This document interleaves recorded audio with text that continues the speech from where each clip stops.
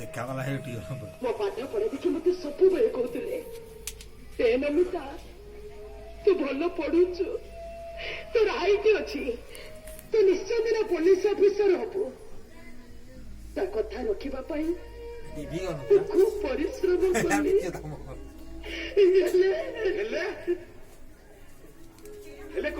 TV देखुची ପରୀକ୍ଷା ଦେଇ ଫେରୁଥାଏ। ସେଦିନ ଥାଏ ଅକ୍ଟୋବର 24 ତାରିଖ 2015।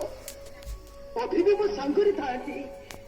ଭୁବନେଶ୍ୱର ପାହାଡ଼ ପାଖରେ ଆମେ ଫେରୁଥିବା ବସଟି ଆକ୍ସିଡେଣ୍ଟ ହେଲା। ମୋ ମୁଣ୍ଡରେ ଖୁବ ଜୋରସେ ଆଘାତ ଲାଗିଲା। ଆଉ ମୁଁ ସବୁଦିନ ପାଇଁ ମୋ ଦେଖିବାର ଶକ୍ତି ହରେଇ ବସିଲି। ଆଉ ଅଭିଟା ବି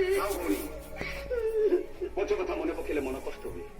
ମୋ କହିବା କଥା ପଛ କଥାକୁ ଭୁଲି ଯାଇ ଭବିଷ୍ୟତ କଥା ଚିନ୍ତା କର।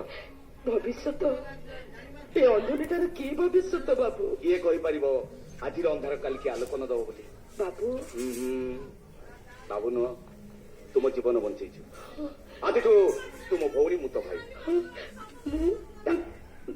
ଡାକ ନମିତା, ମତେ ଭାଇ ବୋଲି ଡାକ। ମୁଁ ମାନେ ଆରେ ଡାକ ନମିତା, ମତେ ଥରୁଟିଏ ଗୌର ଭାଇ ବୋଲି ଡାକ। ଗୌର ଭାଇ